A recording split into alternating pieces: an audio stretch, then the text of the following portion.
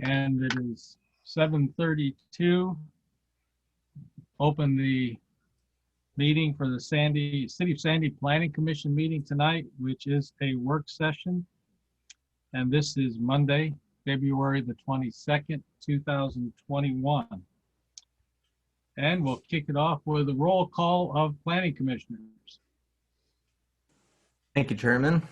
I'll start with Commissioner Carlton. Present. Commissioner Lisowski. Here. Commissioner McQuinn-Wenzel. Present.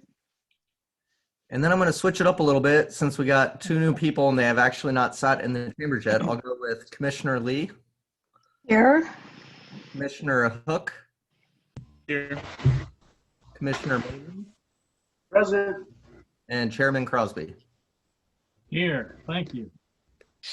We are, as I mentioned, this is a work session tonight. I'll be turning it over to Kelly to kind of get the thing going in a moment. But as I mentioned early on, if everybody was here that was invited as a panelist, it could be over 30 boxes on our Hollywood Squares screen. So we're not sure how it's all going to work with this many faces, but it's we'll see. It's one of the downsides of having to meet remotely with Zoom, but we'll give it our best shot. And probably would be best if most of us hit our mute so that we don't hear doors slamming and dogs barking and paper shuffling and stuff like that. So with no further ado, Kelly, I'm going to turn it over to you to kick us off and let us know what we're working on tonight. Yeah, and my part here, thank you, Chairman. My part here is going to be really short. On the agenda before you tonight is basically just two things. And the first one is an overview of where we're at right now with our transportation system plan, otherwise known as our TSP. Our consultant DKS Associates and ODOT, who we got the grant from for working on the TSP, we kicked that off in October. And I know there was some delays due to different events that have happened in the world and locally with fires. So some of our traffic counts and other things got delayed a month or two. But they've been working on the TSP revisions for about, I think, 4 to 5 months now. And then since that time that was kicked off, we also kicked off with DKS and ODOT as well, our bypass feasibility reevaluation. That is a joint effort between ODOT and the city of Sandy. And so that's going to be the first item tonight, is kind of bringing everybody up to speed on that and having a Q&A. And then the second thing tonight is going to be a TSP 101 training for everybody involved. And without further ado, I'll turn it over to our consultant team and to ODOT. And so with us tonight is Ria Fliskakowski. Sorry if I mispronounced your last name. I was waiting to hear you try, Kelly. With DKS Associates, and Seth Brumley with ODOT. So I'll turn it over to you. Thank you, everyone.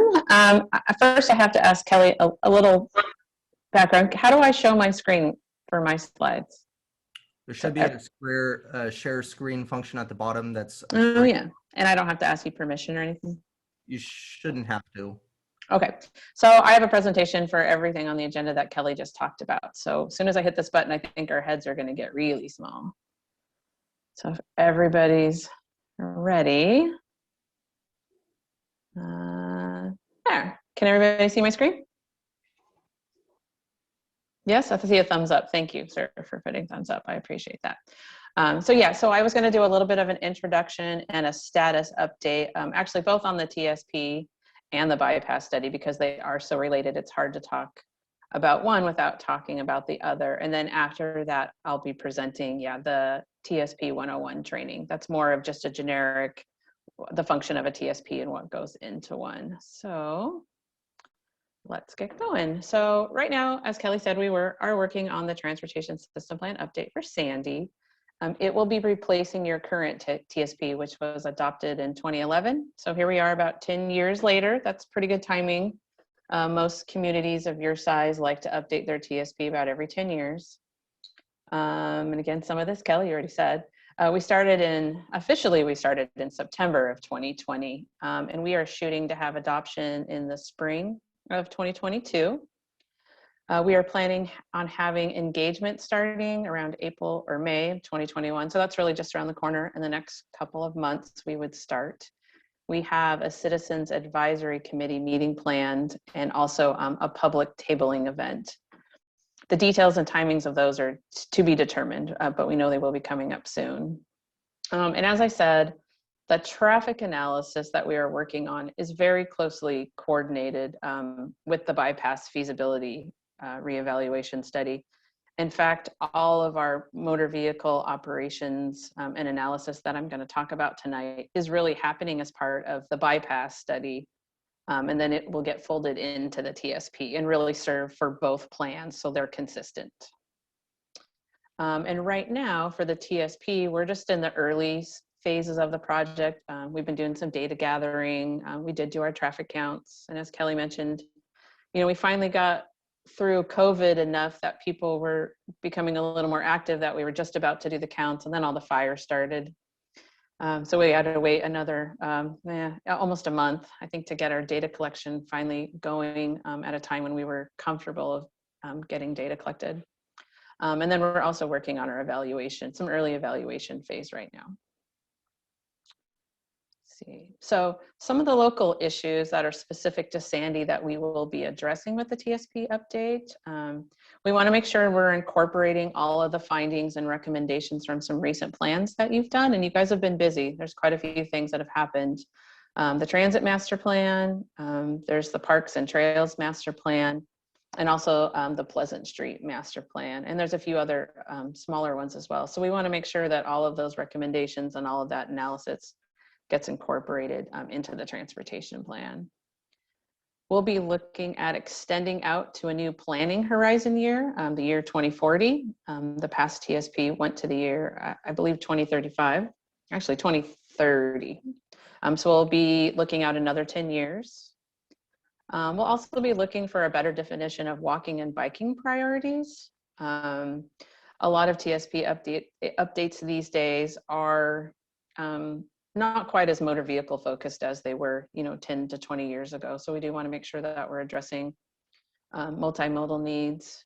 We also will be addressing congestion on US 26, and we will be incorporating the bypass feasibility study recommendations into the TSP. We will be looking at alternative mobility targets for US 26.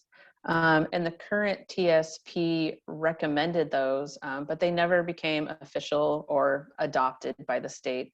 And what alternative mobility targets are is right now there's pretty high thresholds for US 26 as far as congestion and how much congestion's allowed.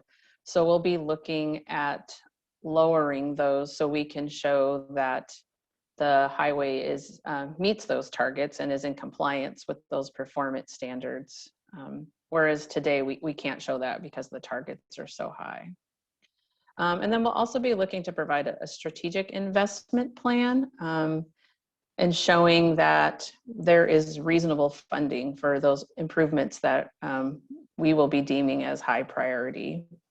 And that's really important because one of the major tools that comes out of a TSP is making sure that there is a project list that is very rooted in the funding that will be available. Engineers are very good at making really long project lists. I could do that all day, but you can't afford most of them. So where the TSP is really going to come down at the end are, what are our top, 10 or 15 projects that we know through the year 2040 we're going to be able to fund.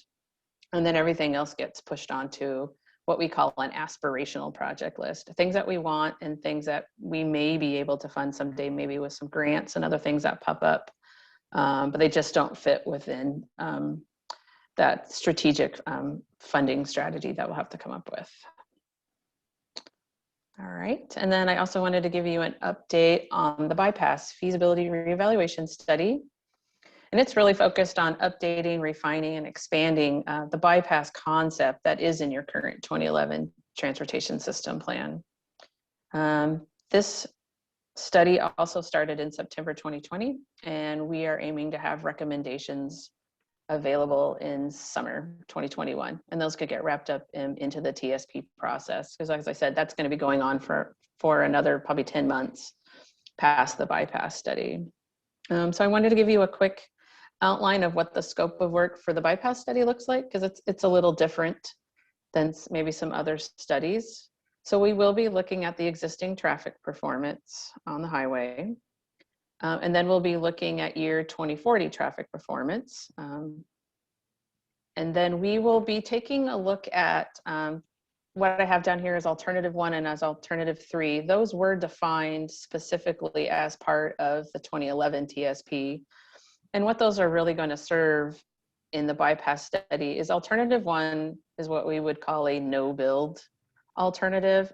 It does not include the bypass. It will include some local system enhancements, maybe a couple collectors connecting, and then it'll have some minor highway improvements. Those could be maybe some signal time improvements, but very minor.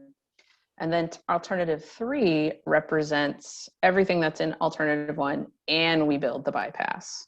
And this allows us to have 2 alternatives that we can fairly compare and then move forward through the analysis, so we can really see, you know, what are the benefits or impacts that come from that bypass alternative.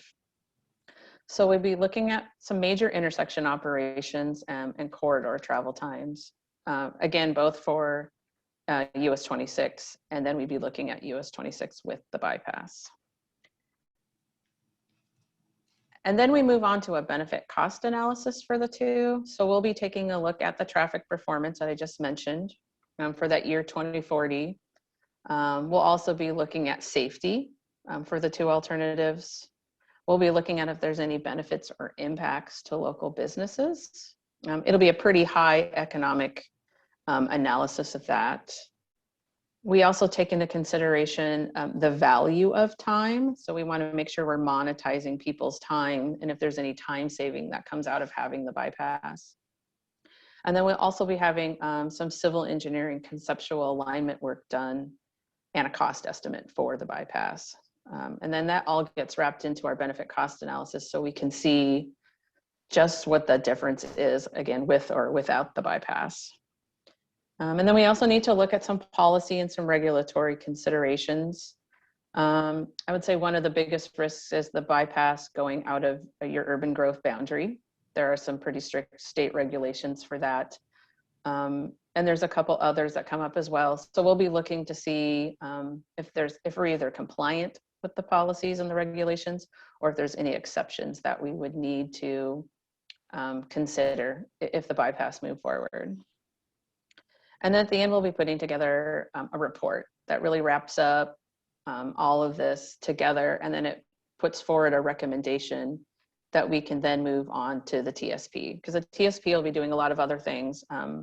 But this study will really be informing if we keep a bypass project as a motor vehicle project in your new TSP, or does it take some other form, or does it no longer become a project in the TSP? That's really where the recommendations for this study will be heading. So with that, Kelly, do you want me to pause now and we can have some questions on that? Yeah, I think that would be appropriate. Yep, I don't want to keep moving. Here, I can go back. Okay, I'm happy to answer any and all questions anybody has. This is Commissioner Carlton. Just one quick one. I thought I saw on your slide. You will be providing your best value of your cost estimate on the bypass at the end of the day with the alternatives that are considered. Yeah, it'll be what we call a planning level cost estimate, but yes, we will be putting a cost together for the entire construction of the project. Thank you. Mm-hmm. Just for clarity, just since we have so many people as panelists, I'm going to just look at who raised their hands and ask them to speak. So the first hand raised was Councillor Walkers. Hi, thank you. Great job. Great presentation. On the we're just talking about questions on the bypass right now. Is that correct? Well, I take a question on the TSP update too. I'm going to get more into the details of the Okay, yeah. TSP a little bit, but if you have something, anything specific to what I No, this was presented. bypass, okay. bypass centric. All right, And perfect. so two of the things that kind of concern me with the bypass is the need to involve the businesses that will be very, impacted by this, and also the residents on the south side of town. I assume it's not coming over here by the bluff where I live, because it'd be quite a bit more expensive. So I assume we're talking about on the south side of town, and your comment about having it needing to be in the urban growth boundary, urban growth UGB, and not even just the UGR. I suppose, we just expanded our UGB, so that would obviously affect a lot of residents on the south side of our town. And those people have a lot of probably concern, as you could understand. So and I get that this is kind of a 30,000 foot level, but trying to kind of get those folks involved at the ground level with these kind of more conceptual plans, I think is still important, so that they're not surprised for it, or they have the opportunity to comment. So I can say, yes, it is on the south side. There is a kind of a high, that 30,000 foot level that you said, conceptual alignment that's in your current TSP now. So what we'd really like to do with this study is, that's why we have a roadway engineer on our team, is to really look at what a feasible alignment could look like. Because of course, topography and the environmental constraints and, and properties. We also need to look at what do we want the speeds of this facility to be, because that really dictates what the geometrics are for turns, some things like that. But I will say, let's see. I will say that you don't have to stay in the urban growth boundary. And in fact, I think the current alignment in the TSP does go out of the UGB. It's just a consideration and another hurdle that if the bypass project went forward, it's something that you'd have to address. That's all. I didn't want to suggest that it was going to stay inside the UGB. But I know the bypass study we are looking at is more of a technical exercise with the cost, the benefit, the economic piece, the traffic performance piece, like the travel time and everything I had talked about. The TSP is the study that has a lot of outreach in it. And we will be talking about the bypass through those tabling events and the community advisory committee meetings that we have planned as part of the TSP. So there will be quite a few opportunities for them to first give us, their ideas and their feedback about the bypass. And then as we move forward and have more findings to show them, there'll be several opportunities for input as well. Okay, well, if you could, at some point, somebody, in the future, in the next few days, somebody tell me where in the TSP the bypass is shown. I kind of did a quick look and I didn't see it, but I'm sure it's in there, and I'll get that from one of the staff. I think it's buried in the appendix. It's a Oh, there you go. Just to make it difficult. It's one of the technical memorandums, I believe. Yeah, Okay, it's not in thank the you. actual document itself. Thank you. Okay. So the next hand I saw raised and then I saw lowered. So I'll just go to them. Is Counselor Sheldon, did you have anything you wanted to ask? Yeah, I had it up, but it sounds like my questions were mostly TSP related. So I think I'll just wait and see if you answer them in there. And if not, I'll ask them then. Okay, perfect. The next hand raised was Shelley Dennison. Real quick on slide 4. Yeah. What was alternative number 2? That is a great question. It was the one that was kind of a mix of the two. I think it ended up spending some more money on the local, and it might even had maybe major highway improvements. Okay. But it really wasn't a clear with and without bypass alternative like that we really need for this study. It was really something that was kind of a mix of the two that served the old TSP. Okay, got it. But good question. Good to catch it. It wasn't a typo. The next hand up was Don Robertson. Yeah, thank you. Hey, back on, I think it was either slide number 2 or number 3. I'm not sure which. Second, go back one. Okay, it said address US 26 congestion and incorporate bypass feasibility study recommendations. It sounded like you said that right now it wasn't meeting the existing standards, and so you wanted to change those standards lower so that it does meet them? Is that what I heard you say? Yeah, so in the current TSP, and I guess I don't mean today, your current 2011 TSP looks at a future alternative, you know, with all the traffic growth in those future volumes, and they do not meet the ODOT mobility standard at the signalized intersections in the future. Okay, put that into English. Sure, I know, sorry. So when you look at the year 2030 and the volumes that they projected, ODOT says you're allowed to have this much congestion and this much delay at all the signals. Okay. And there's too much when we look at the year 2030. And this happened back when you did the 2011 TSP. They looked out in the future 20 years, and there was too much congestion and too much delay for ODOT. So the current TSP recommended that you come up with, they're called alternative mobility targets. And this is going to get super technical. I'll try to keep it not technical, but ODOT requires to look at what we call 30th highest hour volumes. And basically that just means it adds a bunch of factors to the future volumes to make them higher. Sure. I mean, so what the alternative mobility target would do is say, we don't need to look at the volumes with all these factors. Let's just look at future average conditions. And then what that allows is it shows that the future congestion won't be quite as bad. It won't be quite as long delays, right? Because the volumes will be a little bit lower because we won't have to factor them up. So then what that really allows, sorry, I know it's confusing, but then it will show that in the future that this, well, this is, I guess, part of the process. We haven't done this work yet, but the hope is when we come up with these new year 2040 traffic volumes and we look at the signals under the average conditions, which is what that alternative mobility target would allow, we can show that all or most of the signals can meet the standard. And So to me, to a non-technical person, what I'm hearing you say is that we're not going to meet the standards in 2030, so we'll just move the goalpost a little bit, and now we'll meet it without doing any improvements? well, that's part of it. I mean, Then what's the point of? well, the point of it is showing that ODOT and maybe the city, and again, this all has to be discussed right through this process, but it's not financially feasible to widen the highway.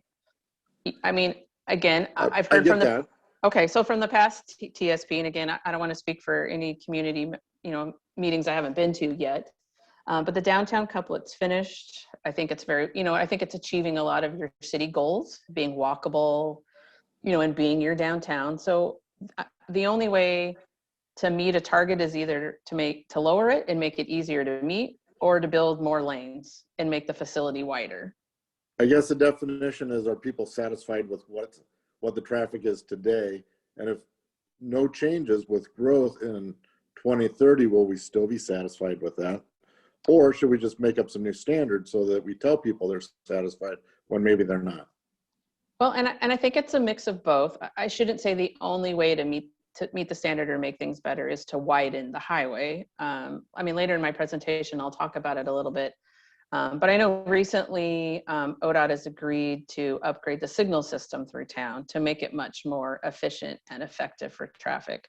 So there are things like that we can do that are still an investment in the system, but it's not widening the highway.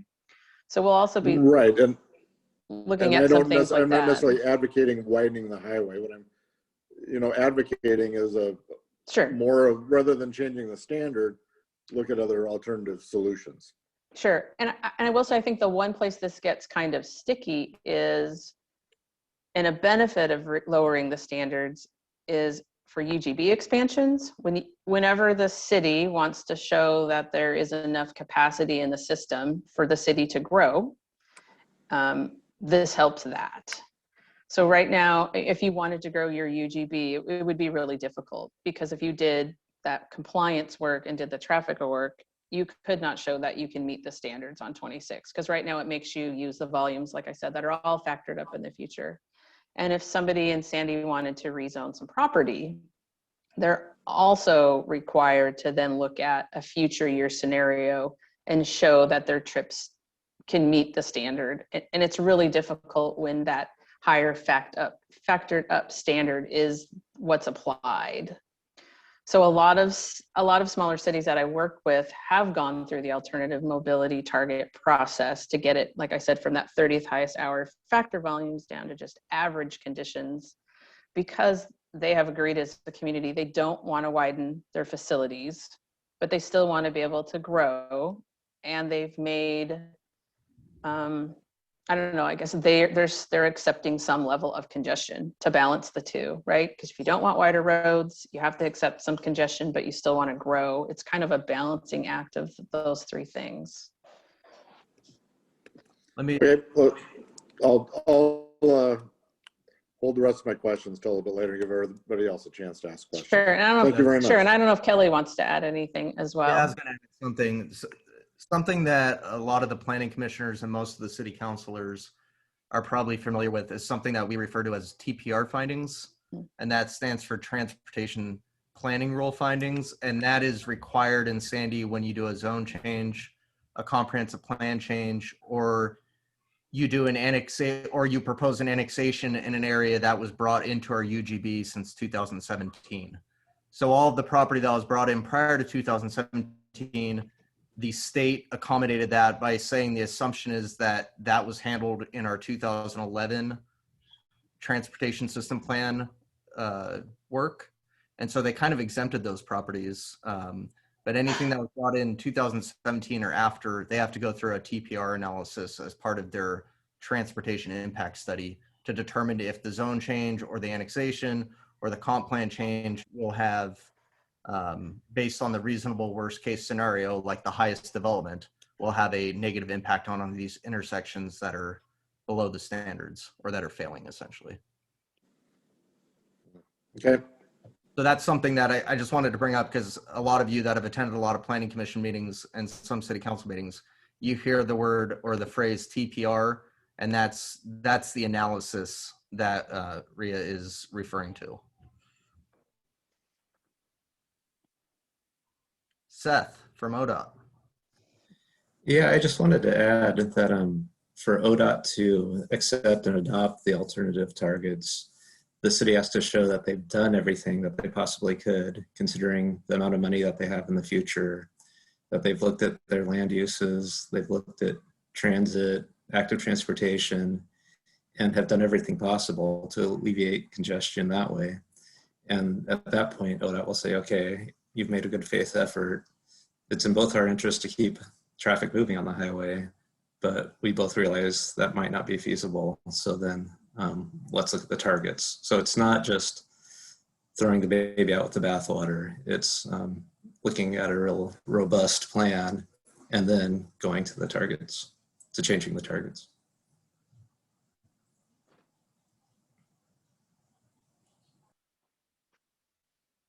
Thanks, Seth. Is there any other hands raised, Kelly? No, I don't. I think at this time we should probably go into the Keep TSP moving? Sure. 101 training, and then I'm sure we'll have plenty of time for Q&A after that. All right, that sounds good. And I will say I didn't want to get too in depth with the TSP this part because we're going to get into the weeds now when we get into the training. So with that, here we go.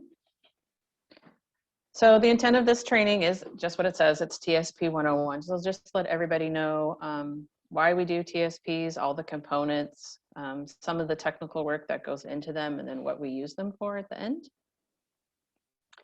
So a little bit about the update process.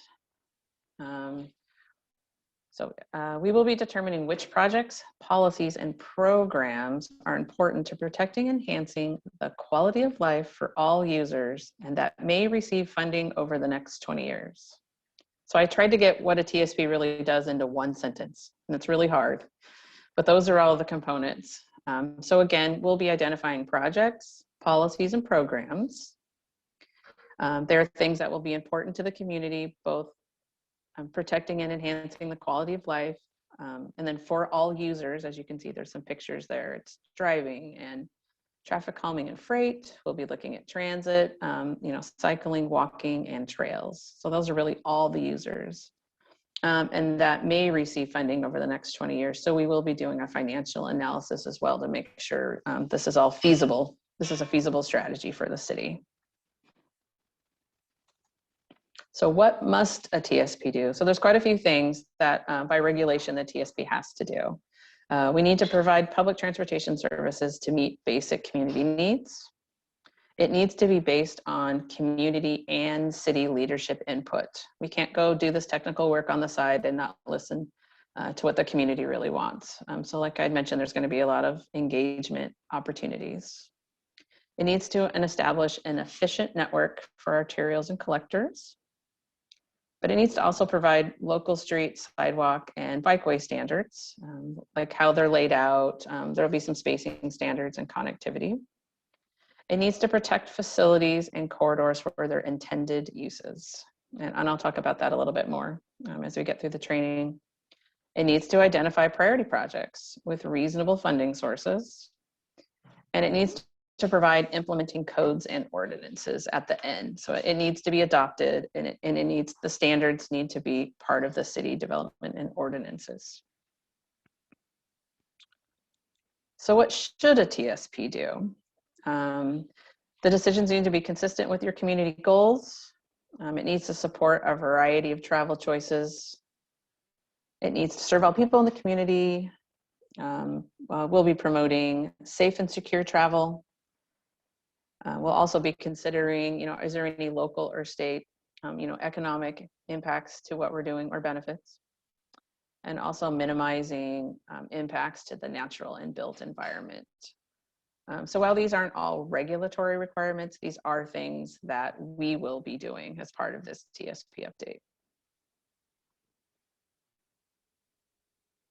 So some common TSP elements, and I'm sorry the colors are so dark. They were not when I put it together.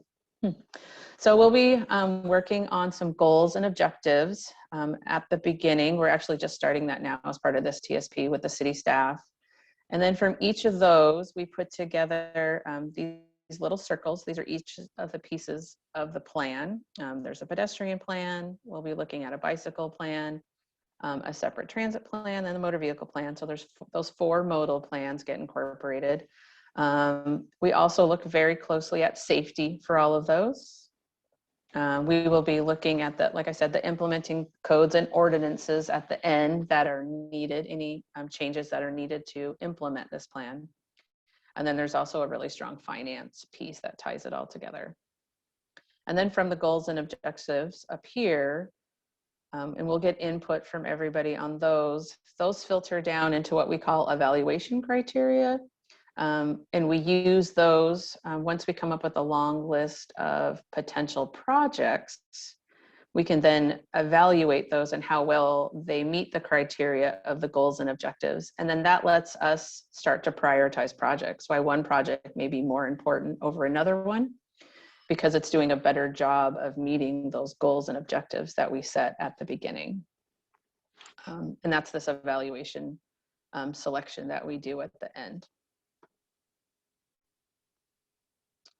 So I was going to quickly walk you through what the TSP process looks like, just from beginning to end.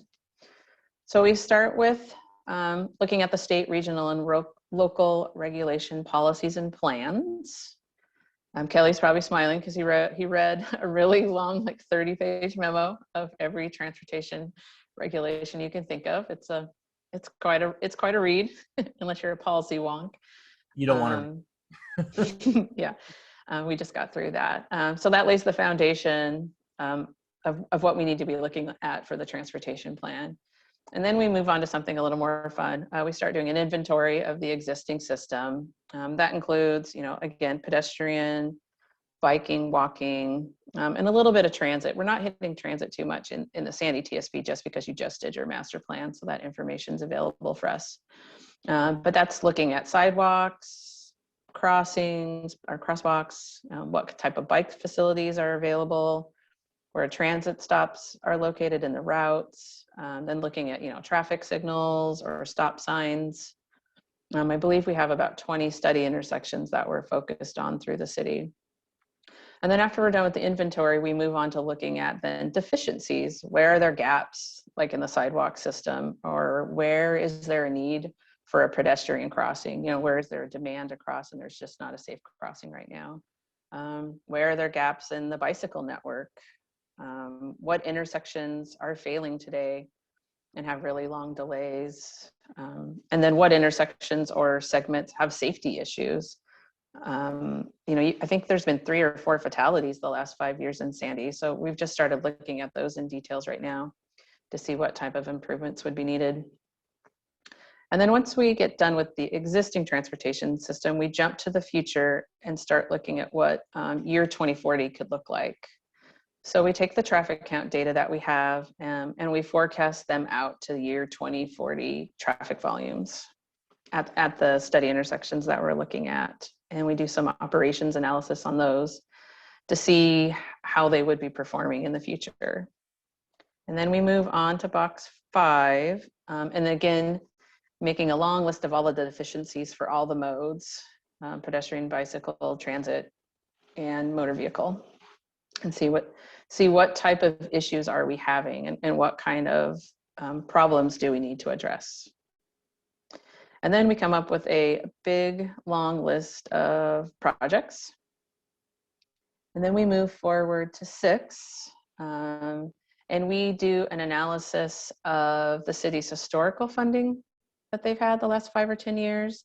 And then we forecast what we think the reasonable funding could be through the year 2040. How much money will be available for the city? And that includes maintenance, paving. A lot of public funding really goes to maintenance. And then how much would be available for capital projects and programs? And then we move on to the step 7, taking that long laundry list of projects, applying those evaluation criteria that I mentioned, and prioritizing them. What are our top needs in the city? And again, some of that's based on some technical work, but a lot of it's also based on input that we get from city leadership and the public. And then we compare those to how much money is available. And it's really either a project makes it above the line where we can afford it, or it makes it below the line.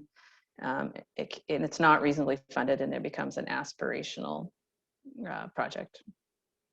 And then we talk a little bit about the developing the implementation ordinances again. What is it going to take? Are there new standards that we're coming up with that need to be adopted? Are there any other code things that are coming from this? Like I talked about, perhaps the bypass needing some consideration.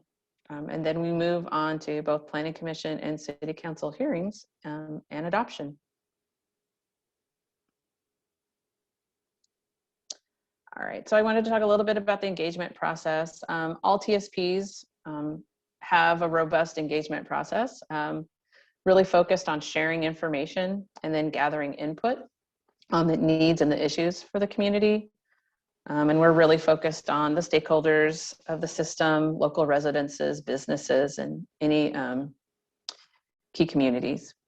So some of the things that we typically incorporate is a project website. And if you haven't seen it, the City of Sandy does have a separate page on the city website that serves as the TSP project website. And I actually have, if you can see my cursor, the link to it's over here. And then we also have some project digital introduction information that we put together. It's just a 1-page graphic that shows how to get involved. It's a very high level. This is what the schedule looks like. This is what the TSP is going to do. And I know Kelly has put that in a couple places. I think the newspaper and online in a couple sources as well. And I believe it's on the website.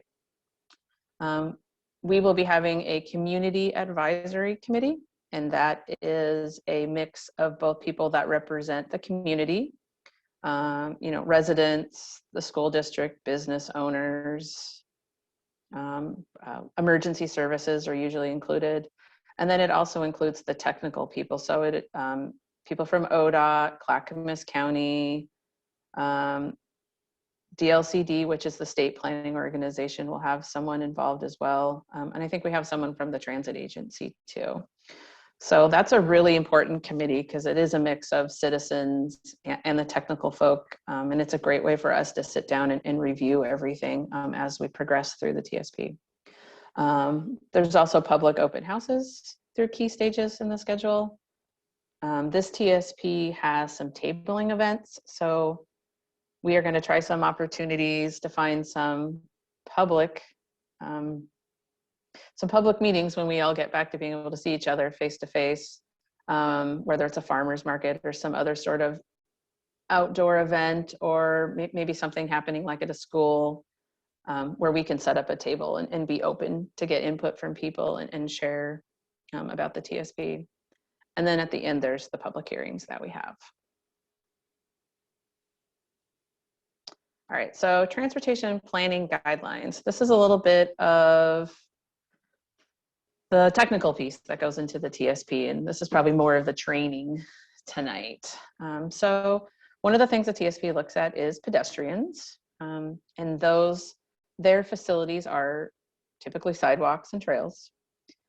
We look at what type of walking access there is to their major, destinations, which is usually transit facilities, parks, schools, and shopping areas.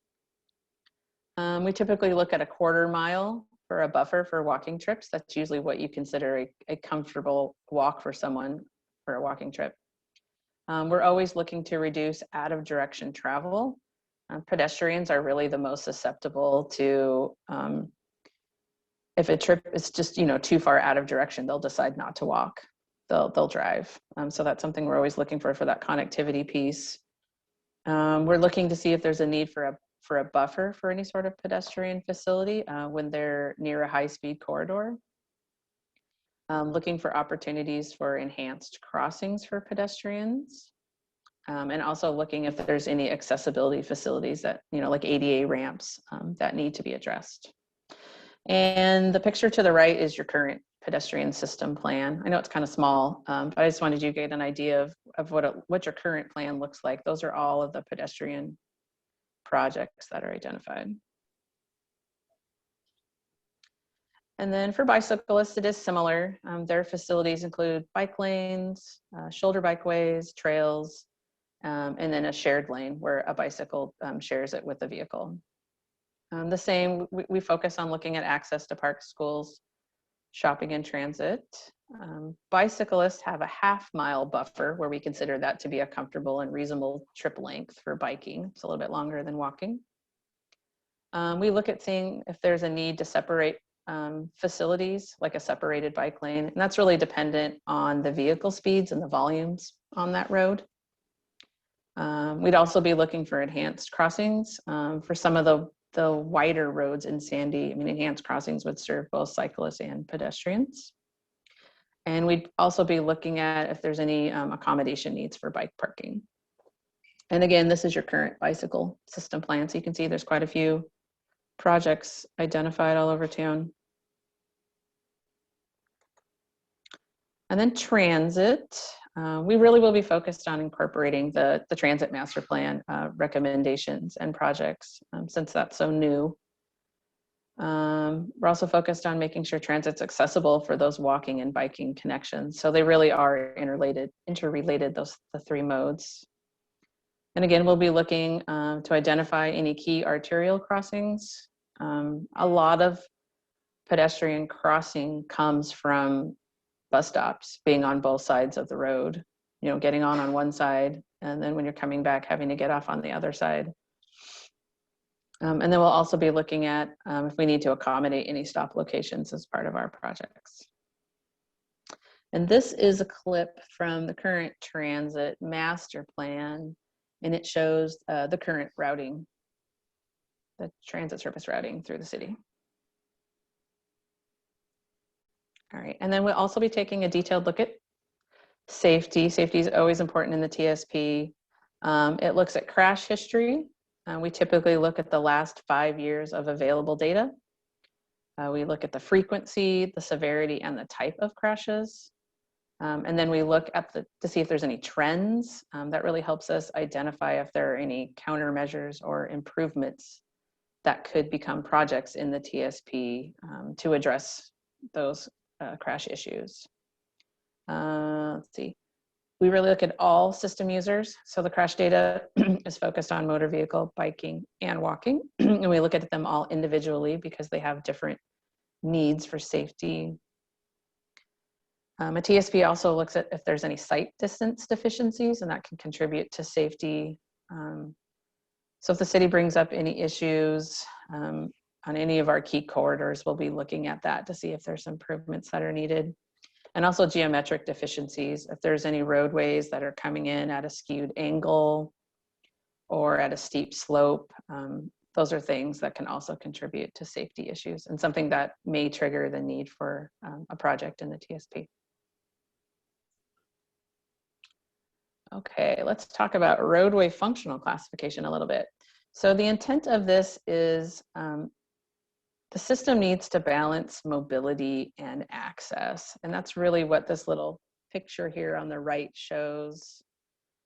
And you all have your driver's license, so everybody knows that, there's lots of different types of facilities. And when you're driving, how often you can get on or off of that facility is kind of the opposite of how quickly or how much mobility you get on that facility. So starting with freeways and expressways, a lot of mobility, 2,000 cars a lane, you can go really fast, but there's really very limited access, like on a freeway. And then as we move down a little bit into major arterials and minor arterials, you get a little more access. There'll be, some key intersections spaced pretty far apart, traffic signals, but you still get a fair amount of traffic through. And then as you slide down that graphic a little bit more, you get into major and minor collectors, quite a bit more access points and intersections, and you'll start having more driveways allowed. But then the mobility decreases as well. You're going slower, you can't get as many cars through an hour on those facilities. And then the lowest classification is local streets, where it's all access, right? Single family homes have driveways, businesses have driveways, intersections are frequent, and the mobility is low. I mean, the traffic volumes and speeds that can be accommodated on a local street are quite low. So that's something TSPs look at. And then they also look at the types of trips. We'll be looking at local trips, which are within the city, regional trips, which really go to and from Sandy and maybe an adjacent city. And then we also look at through trips, where trips that are completely passing through. They don't have an origin or a destination within the city. And the classifications are important in the TSP because they're used to define the standards that are applied. So depending on what a facility's functional classification is, that'll determine what the access spacing is that's allowed, what the cross section of that road looks like, like how wide are the lanes, how wide are the sidewalks, what do the bike facilities look like. And then it also helps define what that average daily traffic should be on that type of roadway. So measuring vehicle mobility. So one of the things that TSP does is it goes and looks at all of the key intersections to determine, how they're functioning. Like I said, both we do existing conditions and then we go out and look in the future. So intersection mobility is commonly measured by two different things. We look at delay, which is sometimes called level of service, and I'm sure you've heard that before. It starts with level of service A, which is the lowest level of delay or the best performance. And then it goes all the way down to level of service F, which is the most congested and the highest delay. And typically you'll hear an intersection is operating at level of service D. For those of you on Planning Commission and City Council, I'm sure you've heard quite a few impact studies presented to you. And then another vehicle mobility measure is the percent of capacity that's used at an intersection. So we call this the volume to capacity ratio.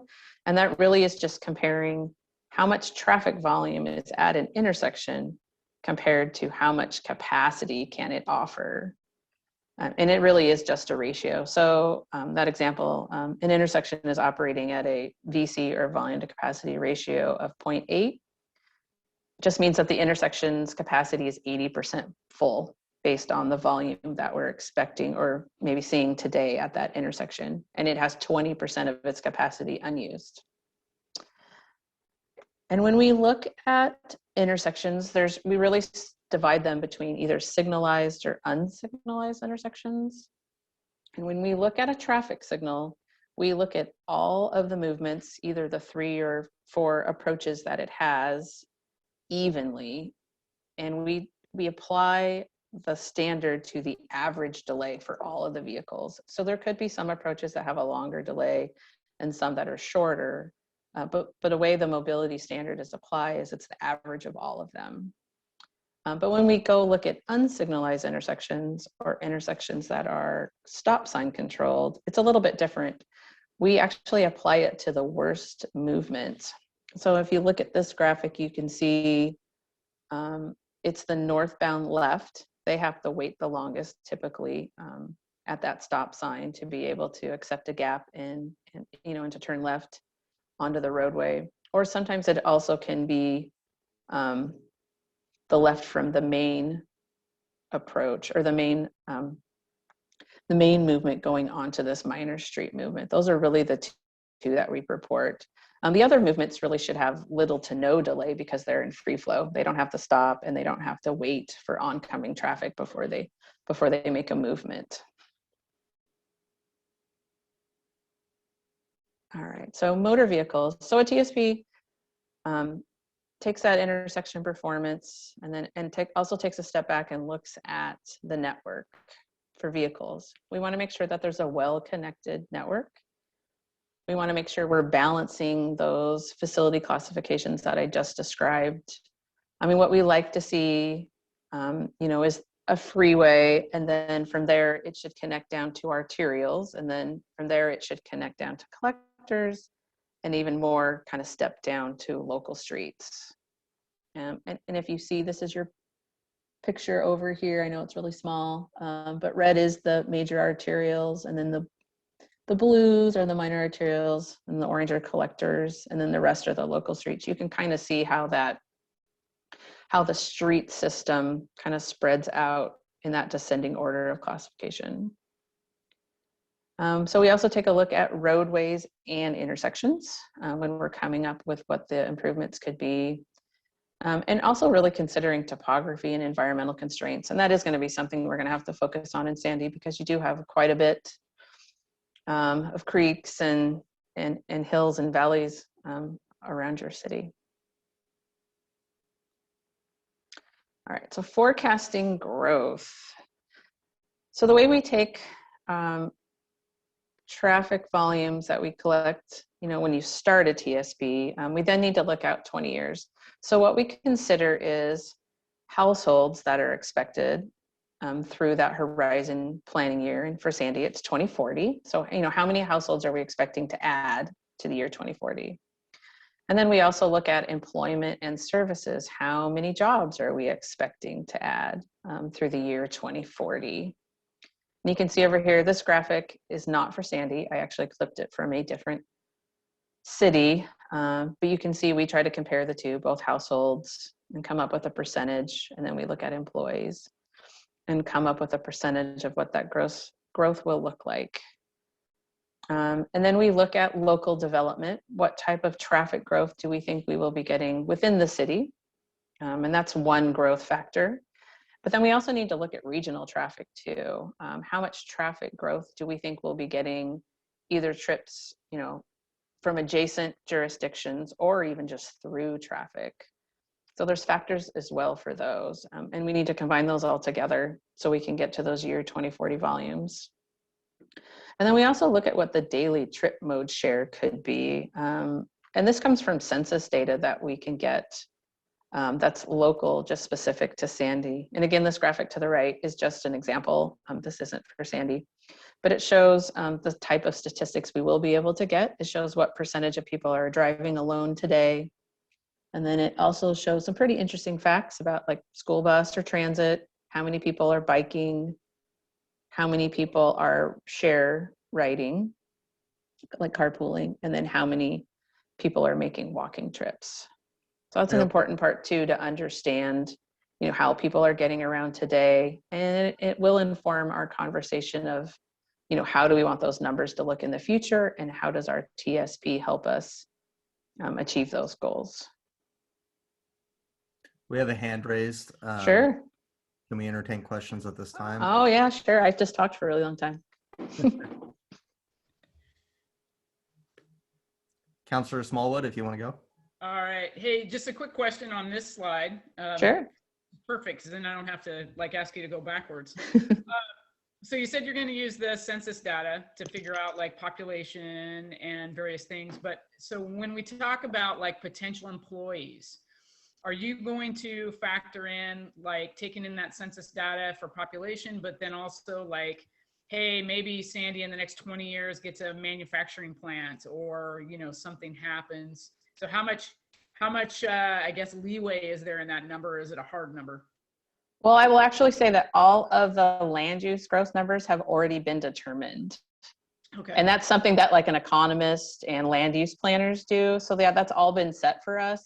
And then they just hand it off to the transportation engineers to use to do our forecasting. So I don't know if that helped answer your question, but there won't be any land use alternatives in this. It's already all been set. Yep. Nope, that was pretty much my Okay.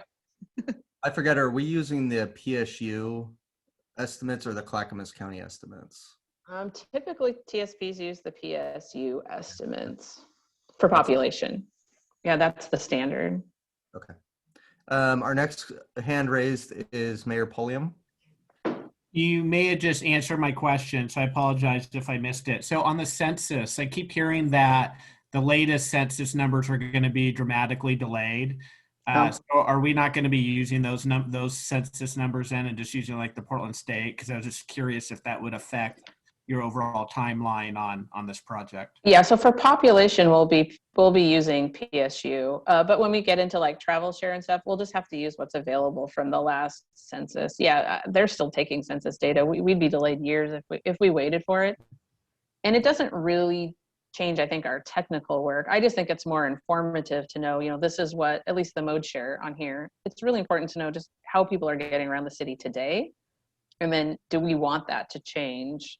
So it's really just kind of a data point, right, from behavior in a conversation piece, but it won't change any like the technical work that we're doing. Perfect. Thank you. Sure. Thanks for the question. Councillor Walker.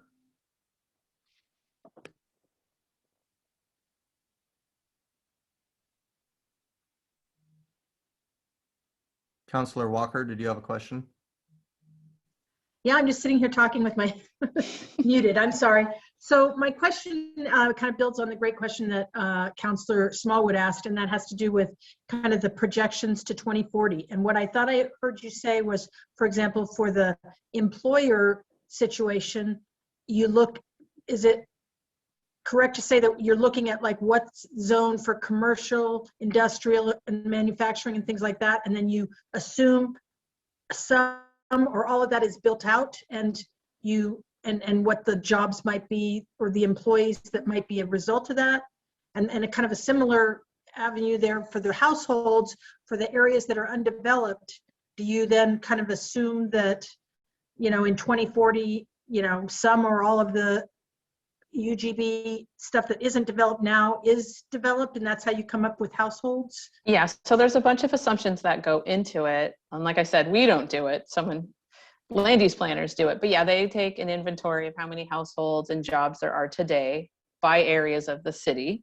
And then there are a bunch of assumptions that go into, like, you know, how much of a build out would be reasonable, you know, what areas would be growing by area. And then we use the difference. So it really comes up with, you know, we're adding 100 houses here, 50 houses here, and same with jobs. But yeah, that's a process that they go to that's pretty detailed to come up with what we call land use forecasts and the growth. And then we turn them into trips. And then we put them on the system and do our technical work. I think I'll just interject here. When I did the 2017 or the 2015 buildable lands inventory and growth projections that were then adopted by DLCD at the state, I believe we used 2.8% as our average annual growth rate. I don't know. I'd have to check in to see if PSU still validates those numbers, but I would assume it's somewhere very close to 2.8% still. Yeah. I mean, typically we go back and look at historical trends. That's sometimes the best information that we have over a long period of time. Commissioner Lee. Yes, this might be something that you would need to answer, Kelly, but there are several pieces of legislation that require addressing all of the land use goals through both climate and equity lens. That will change our housing levels, as you know, from the projections that are required for the various income levels. And I'm wondering if that's not factored in now, how we deal with that in the future. Can we change our plan fairly reasonably over time? Yeah, I don't have an answer to that. When we looked at our assumptions in 2015, we used the safe harbor, which was a number that Clackamas County actually came up with the previous year in 2014, I believe. I do know with all of the legislation that's being passed, and especially with House Bill 2003, if we were to do the UGB analysis now, we would have to make a lot of additional considerations for environment and affordable housing that we did not have to make as considerations in 2015. So I have been talking actually with our consultant that is going to be doing a presentation in mid-March on affordable housing options. And there's going to be a lot more requirements around that when we go to adopt our next urbanization study and buildable lands analysis that will be due in the end of 2024. So I don't have an exact answer for you, but that is going to have to be evaluated much more in depth than we've ever done before in the city of Sandy. Right. So we could actually, after this plan is accomplished, if we have to change numbers or some of the conditions, there's a process for doing that without waiting for 10 years. Yeah, you'd have to do a revision to the TSP, correct?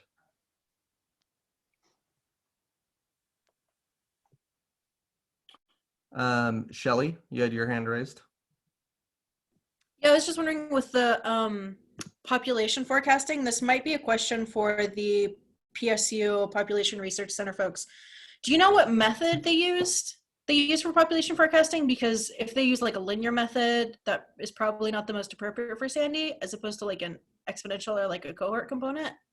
Do you know what method they use? I do not off the top of my head, but I know it's something very complicated. It's not linear. Okay. It's something so complicated. I was about to say, if can't they even tell you. If they assume like linear growth, they're going to get it wrong. But yeah, no, I know it's not linear. Yeah. You could contact the PSU folks. I'm sure it's on their website. Yeah, I was just looking on their Google website. it. It's hard to find if they have like their methodology. That's all the hands I see raised for the time. So okay, that's good. I appreciate the break of talking. Everyone's ready. I feel like I'm talking too long. All right, so solutions to address these deficiencies. So TSPs go through a range of strategies, and we go through them in a certain order. So first we start with looking at, can we manage any of the congested locations? And that includes TSMO. I apologize for the acronym. That's a transportation system management and operations. And that's really what I had mentioned before. Can we do that for more efficient, like signal timing, things like that? There's things that you can do where you can operate and manage the system that you have more efficiently. And then we also look at travel demand management. So that could be things, any kind of strategy where we just reduce how many vehicle trips are occurring in the system. And that could be, and this is pretty high level for a TSP. We don't get into the super details of it, but that could be large employers have to buy transit passes for their employees. That's kind of the most popular TDM strategy that you see applied.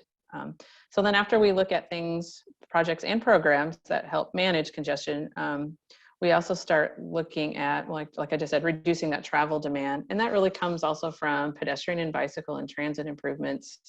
Those also help just get people out of their cars, get cars off the road, moving people from their cars to that different mode to get where they want to go. And then we can also look a little bit at land use strategies and alternative uses standards. That's something we won't be doing for this TSP. The land uses for the future are set. But sometimes there are some things that you can look at, making sure that people work and live nearby each other. Sandy's such a small city.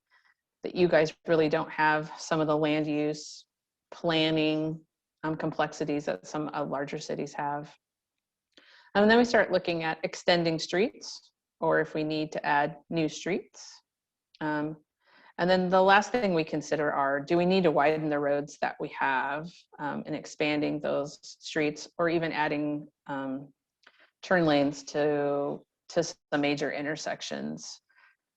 This is really kind of a cost improvement and an efficiency strategy that we apply when we're making transportation system. And again, just starting with the low cost solutions first. That's really what the management and the efficiency part comes from.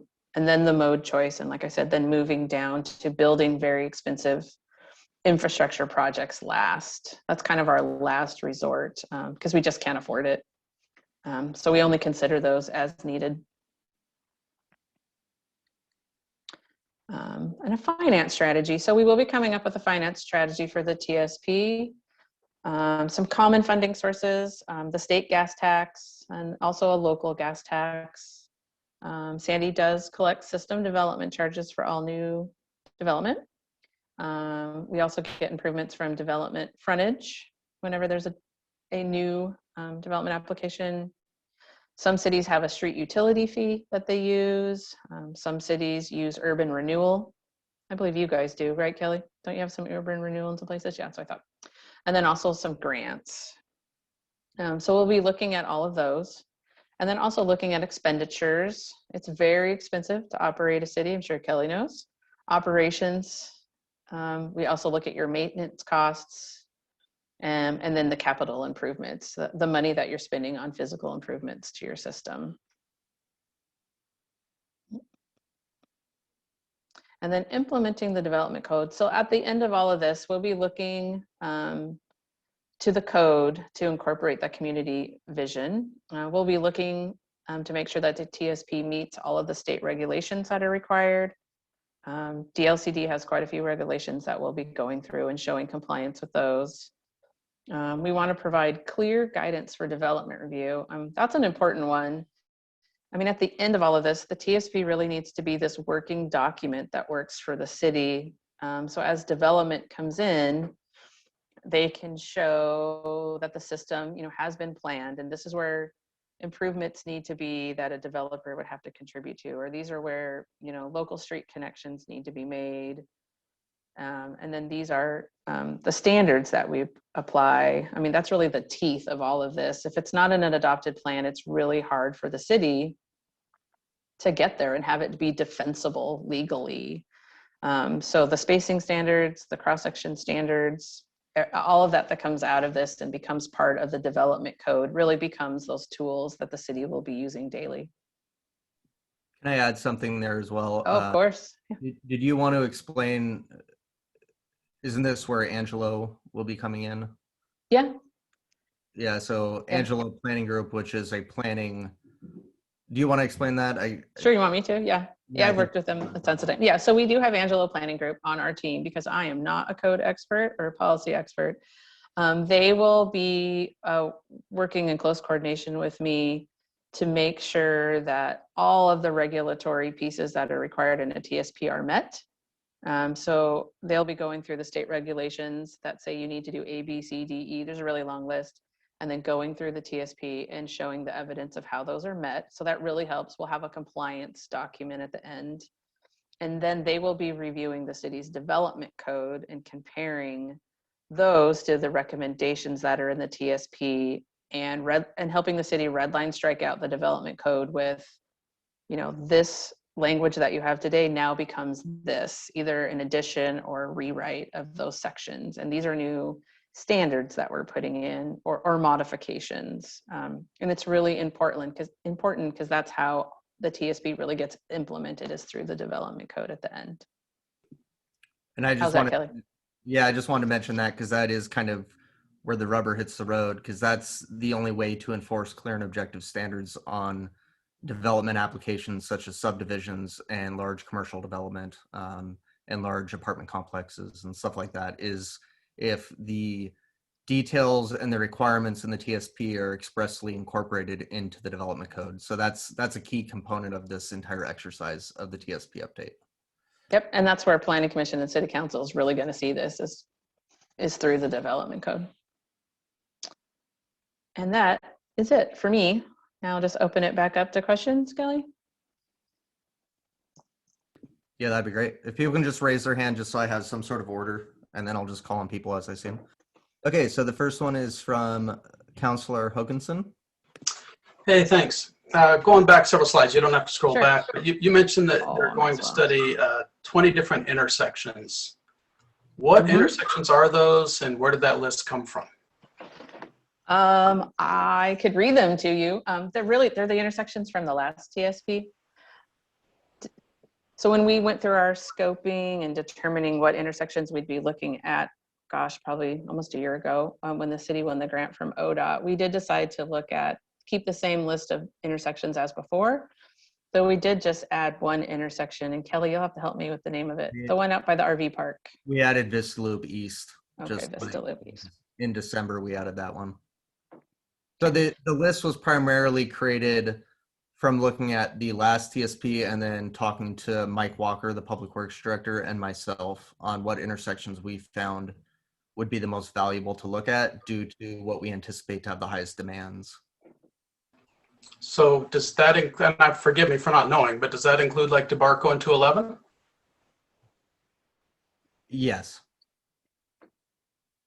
We could send you a full list. I'm sure tomorrow or the next day. No problem. Thank you. Commissioner Lee. Yes, how does Bell Street and the commercial development off Bell Street that's anticipated fit into this? That's a great question. I'm gonna I think Mike Walker has his hand raised, so I'm gonna let him speak to that. Yeah, I just have it raised. I'm not waving it wildly. Actually, as a coincidence, DKS is also working as the traffic consultant for the design on the Bell 362nd project. And they work with the design consultant we're using a lot.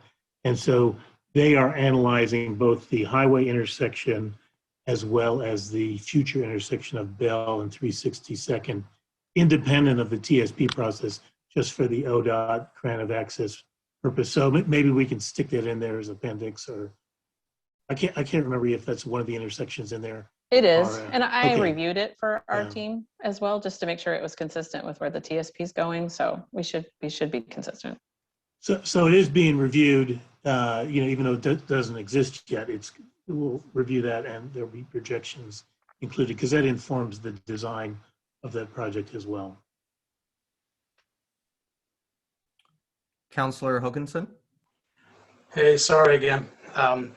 So 2040 is a long time away, and our world's kind of been rocked in the last 4 or 5 years.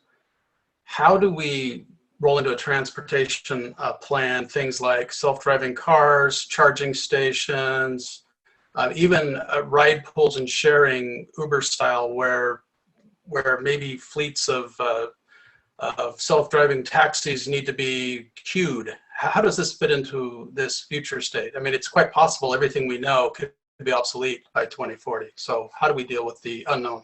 Sure. So I would say a lot of the TSPs that we're doing, we really look to the direction of the city to see how much do you want technology to be included in this plan, and and how much of it do you think will be in your city? I mean, some cities, say, oh, we're going to have a ton of it. We want to really incorporate it, and then other cities aren't really that interested. So part of it will be, I guess, testing the water with you all and with the city to see where you think technology will be. So that's one. But is included in some of our factors as well when we start doing our growth projections, and what we think that will be looking like in 2040. But honestly, no one really knows in 20 years what it's going to look like. So, you know what I mean? We could be drastically too high. We could be drastically too low. I don't know, maybe as the consultant, I'm not supposed to say that, but we do our absolute best to estimate the best that we can. And I would say if So the project list is still going to work for those volumes. And if you need projects later than we think, right? Like maybe 2040 is just way too many projects. Well, then take your time and you just don't need to get there and get them. Or maybe things grow really, really fast and our 2040, outlook ends up being 2030. Well, we still have that path forward.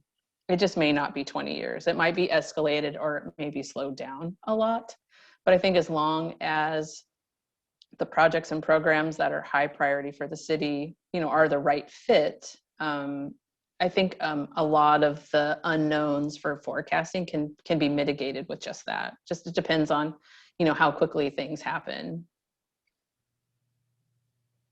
That helps. Councillor Sheldon. Thank you. Hey, I heard you say earlier on that you guys were working on getting your traffic counts and that COVID kind of slowed stuff down a little bit and that. So my question is, though, even now, we're still not back to a normal. We still have a lot of people that are working from home. We don't have the school commutes and all of that stuff that normal. So wouldn't it be the best idea? And I realize I don't know what that looks like, but how are we going to have accurate counts that are going to lead us forward with using those now? Sure. So we spent a little, go ahead. Sorry. No, you go ahead. I can just throw them both out there and then go from there, if that's okay. Sure. And then the second thing is, I know that technology, kind of to Don's question, already really has shaped things to the example of, the GPS phenomenon of everybody driving down the road with Waze or Google Maps running. And as things back up, it starts to push them onto more arterial on roadways and such. And so that is obviously going to change as we build more connectors into the main freeway or highway, I should say. So how do you anticipate that, and what ways are we looking to mitigate those as well? Okay, so the first question about counts. So we did collect them in October. I have to say there is a ton of data though available around Sandy and on US 26 that we were able to use. So we counted on a Thursday. I'm sorry, I don't remember the exact date now, but that seemed to be kind of the reasonable average condition that we were looking for. We don't want to count weekends because of recreational uses, as you guys know, your weekends are crazy high. And we're really looking for more of an average condition. So we counted on a Thursday, and then we were able to. One thing to that though, real quick on that, if you have a every weekend craziness, doesn't that factor into your average as well though? Shouldn't it factor into your average? Well, let's see, how do I answer this question? Because that's where people are frustrated on is Friday trying to get home for work and it takes you 2 hours to get home. It's a combination of everything. You can't just take a Thursday, in my opinion, and say that that's the average. Unless that Thursday falls on a 3-day weekend where Friday's the weekend. Sure. So no, we talked quite a bit with the city staff and with ODOT to determine what we thought the best time to do the counts would be. And we did settle on the Thursday. We do want to make sure that the improvements in the TSP are grounded somewhat in an average condition. I mean, to be honest, we can't afford to mitigate the Friday night traffic. We will be looking at the bypass, but to build ourselves out of that type of demand that goes through Sandy would probably require, a 10-lane road. And as I had mentioned earlier, I don't think the community has any desire to have a giant 10-lane road going through their community. So while we could count the weekend, right, and look at the worst of the worst of the worst, we would just find that we can't build ourselves out of that. So we're trying to follow the typical procedure that we do for the traffic operations. And as I said, we're trying to inform that alternative mobility standard that I talked about at the beginning. And with that, we'd like to technically be looking at an average condition, because that's really what that alternative mobility standard that we're considering will be, is an average condition. But I will say that the counts that we took last fall were factored up quite a bit. After we looked at historic data trends over the last 3 or 4 years in a lot of different places on US 26, And then also we got all the counts that were done for traffic impact studies for developments the last couple of years. We were able to use those as some data points as well. There were some counts done for the 360-second bell that I believe were pre-COVID, and we looked at those as well. And then we factored the counts up to what we thought would be a reasonable average condition for 2020.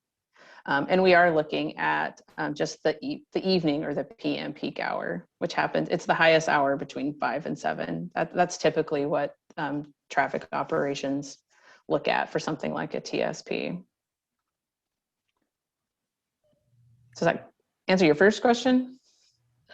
Yeah. Or, oh. Yeah, it's an answer. Okay.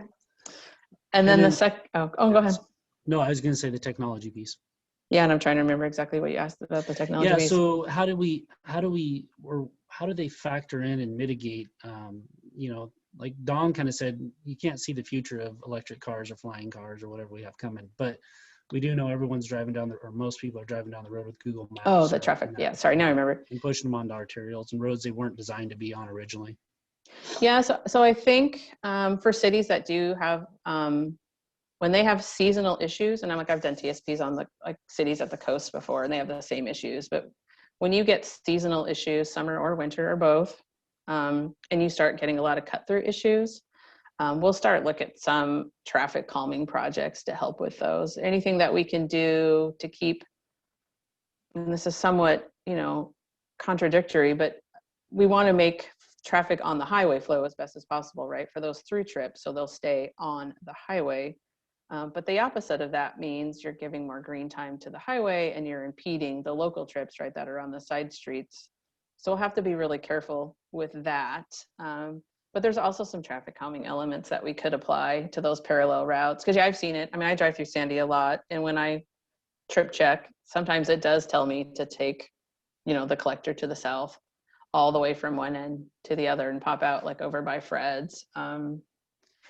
And it is troubling when you see that. So there are some things that we could do to slow those routes down so they don't look so desirable, and those apps aren't seeing them as an advantageous travel time compared to the highway. And again, we're looking at the bypass too, right? I mean, the bypass, depending on where that goes, maybe the route as well. But I also think it'll help if if Sandy could get some better, like a lot of collector alternatives as well. Like right now, there's really only one continuous parallel route that gets you from one end of town to the other. That's not the highway. So as you guys are able to build out better connectivity, and there's a lot of different collectors, there won't be one facility, right, that takes the burden of that alternative route and that cut through. Because right now, it is bad. I've seen it, and there's really only one place to go. So I think there's a lot of different solutions to get to it. Like I said, connectivity, making the highway better, maybe applying some traffic calming on some strategic locations too. Thank you. And is that something that's addressed in the TSP? And then I'll be quiet. Yeah. Yeah, like if we come up with any traffic calming, they would be projects, and then we just have to evaluate them with all the rest. So before I go to the next question, I believe Mike Walker probably has something to add to this conversation. Sure. Oh, yeah, just in a response. It's not necessarily a response to Councilor Sheldon's question, but it's a kind of a policy decision that the advisory committee as well as the city council will have to decide on. Sure, we could plan the system for Friday afternoons or Sunday afternoons on a 3-day weekend or a holiday weekend or when the snow's good. But the kind of policy issue is why should people in Sandy pay for that when it's really not a solely congestion created by people that live in Sandy. So that's neat, not really an answer to the question, but I think that's a kind of a policy thing that the council needs to consider. It'd be nice to have no delay on Friday afternoons or Sunday evenings, but the people in Sandy aren't creating that delay, and should they pay for it? I'll go to the next person, Councilor Walker. Hi, I have a few questions. And so one of the first ones is that with this process, what I heard from most of the folks I talked to in the community was that they want developers to pay for their share of road developments, including the collectors and their share of arterials. And so I understand that we require the developers to build their own local streets, but those local streets all then get put onto a collector street. And so how do we, in this process, ensure that our code can require them to build those new collectors, and then also possibly their share of arterials that are required? Kelly, That's do you my want first question. me Yeah, to let's just go answer? one at a time. It might be more of a Kelly answer. I have an answer, but I was gonna first ask, can you stop doing the screen share so we can see everybody? I should oh ask. yeah, of course. I should Sorry. ask and kind of forgot. No. Just slide your window over. You can see everybody. There you go. Thank you, Kelly. So typically, and Mike could do a better job than I will do probably, but I'll try to tackle it first here. Is typically the developer has to pay for the local street. If it's upgraded to a collector or arterial, they still pay the amount of money that street would cost to build to a local street condition. And then typically we would need to give them credit for the upgrade from a local street to a collector or arterial. So for an example, Bull Run Terrace is something that comes to mind just recently that was decided on by council. If that subdivision would have been approved, then the local streets within that subdivision would have to be the 100% responsibility of the developer to pay for the improvements.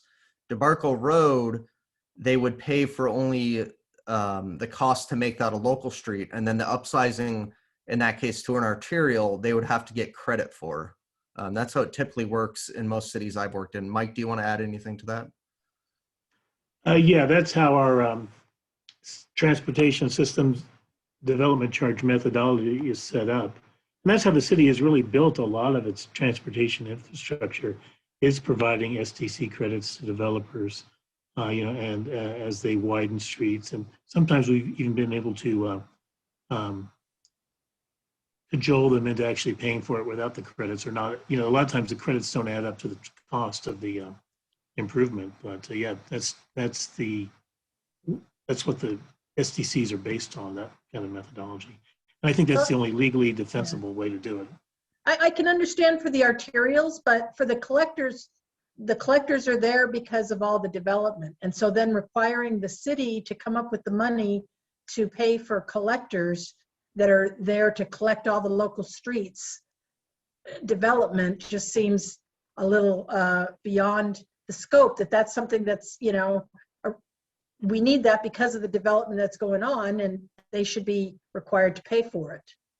I get it with the arterials. Going up to an arterial, that's going to serve a whole lot more people than that development. But collectors should, I think, I guess I want to see if we can kind of work that into, because otherwise we end up paying for those collectors, which is really, I think, not what the rest of the existing residents want to have to pay for. They'd rather see our money, limited funds go into the intersections and the arterials improvements and things. The other question I had is, and it kind of flows off of this a little bit, but the SDCs are an iterative process that are supposed to kind of be set based on the CIP list. And so how do we, if the plan is to try to fix some of these problems and do more, how do we, can you kind of walk us through how that process is going to work? It's likely to lead to an increase in our road SDCs, and yeah, how does that work as far as trying to do more of the projects on our list, or make our list more inclusive? Well, I'll try to tackle the first part of that. I think you actually raised something that I kind of forgot to mention when I was just explaining that.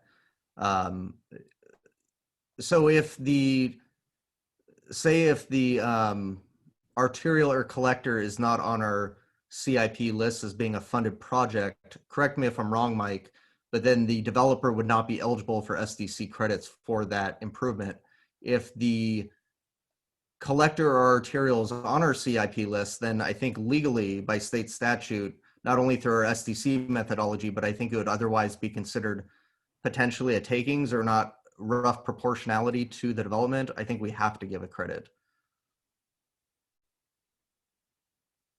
I don't know if you have anything to add to that, Mike. Yeah, that's pretty much how it works. If it's not in our CIP, our ordinance says we can't provide actually, this was just changed for the Shaley Bailey Meadows development. We did make a change to the SDC methodology and the code that allows the council to decide whether we can contribute money or contribute SDC credits to developments or projects that are not on the capital improvement plan list. So that's kind of a policy decision the council makes, and it's a case-by-case thing. Yeah, I think if it's on that list, we have to contribute if the developer asks for credits, because I think otherwise it would not be roughly proportional to their development costs. But that'd be a really good question to ask our legal team, either Chris Crane or David Doofman in the future. Yeah, I mean, this isn't really a transportation finance 101. I mean, that's like an upper division class. That's almost grad level. But we could have our consultant that did the transportation STCs. We could either revive his original presentation, or we could invite them to come back out and do a little workshop with the council on that. But getting to your next, the last question I have is, do speed limits recommendation changes or recommendations come into play? And how do we deal with things like trying to get crossings for pedestrians under Highway 211? And a kind of a related aspect to that are, I've seen it where, like on the Springwater corridor and stuff, you have a stream crossing that needs a new culvert, and they take that opportunity to create a pedestrian underpass as far as that fish habitat improvement and project culvert replacement. I guess, are those kind of things mentioned in the TSP revision? And like I said, then the other question that had to do with, do speed limit changes or recommendations come into play? So speed limits do not. Speed limit and speed limit setting has its own process. We will be showing in our existing conditions inventory what the current speed limits are, but we won't be looking at changing any of them. They are typically set when the road first opens, and they're based on a speed study of how fast drivers are going on that facility. I do know that state law has changed within the last year for some jurisdictions, where the city has a little more leeway in setting the speeds, and it's not 100% on that data. But we won't be reviewing that as part of the TSP. That's just something that the city could do on their own at any time if they wanted to. For the pedestrian underpassing, yes, we'll be looking at opportunities for pedestrian crossings on arterials and collectors whenever we think there's a high enough demand where pedestrians want to cross. And if it's an opportunity where it's near, like you said, a culvert or something that we could have a reasonable project to combine the two, an underpass with the culvert that's planned for another reason, yeah, that absolutely could be a TSP project if everything aligned and it had merit. Yeah, I just get concerned about the highway crossings that are so expensive to do, and how do you get those done in this process and pay for them? Sure, yeah, no, that's a great idea, yeah. okay, moving on to the next person with their hand raised, Commissioner Carlton. Yeah, thanks, Kelly. I just had a couple comments, and I guess, if Rhea needs to or wants to respond to any of them, that's fine. Otherwise, I guess maybe it might just be comments. I spent my whole last 50 years in planning. It happened to be wildland fire planning, but planning is planning, and all planning basically requires assumptions. And so, if you ever try and come up with perfect data, you never get the project done, because somebody always wants an update. So I'm just going to suggest, that the consultant do the best they can, and recognize that when the ink's dry on the plan, immediately it's going to be out of date, because you're going to find some data that's changed. That doesn't mean you can't use it or whatever, but that's why these are living, breathing plans, and the council can then decide at what point in time do they do an update. I know updates cost money, but my point is if you try and get perfect data, you never get the plan done. So I think it just needs to be reasonable. I do have a little concern that was brought up on the traffic count because I think I heard a circular argument there. The Thursday was mentioned. We all know that Sandy's a bottleneck on Saturday and Sunday. You know, that's 2/7 of the time. I'm going to suggest that out of the analysis, I would suspect the justification for a bypass on Sandy would be based on the weekend, not the normal traffic during the week.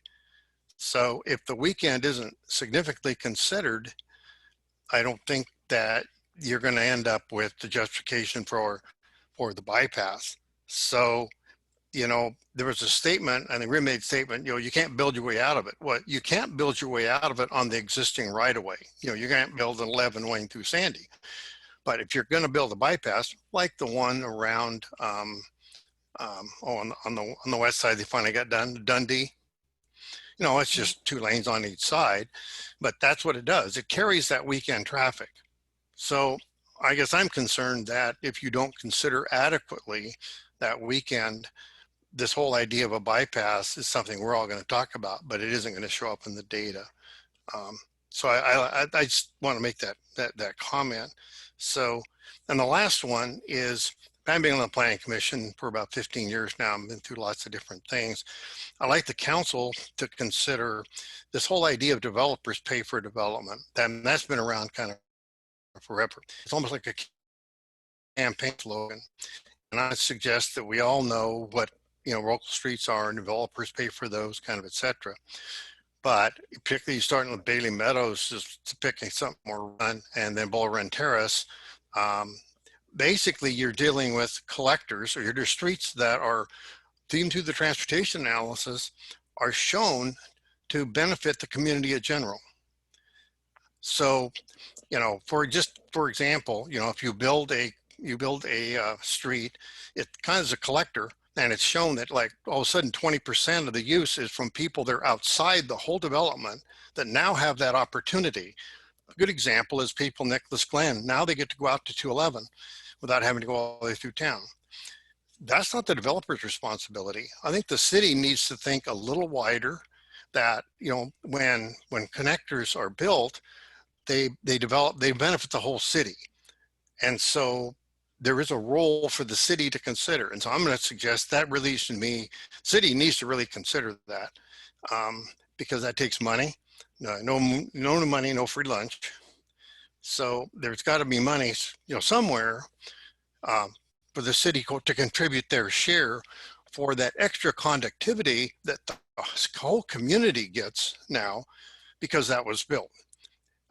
Because to say a developer needs to pay for that is a taking, really. It's beyond what their responsibility is. So I think we've had some recent projects that have really highlighted that. And so, I mean, I guess, I don't know if you can do that through the transportation plan or not. You're going to have a lot of financing that's in there, but I would suggest that's in real value. The council, you know, desires to, and I wish they would task the consultant, give them ideas on financing beyond the current box, because our current box, you know, may not provide what's really needed. Because Sandy is at 12,000. When I moved here, it was 6. You know, we're starting to get into the bigger league. You know, we're not the little town anymore.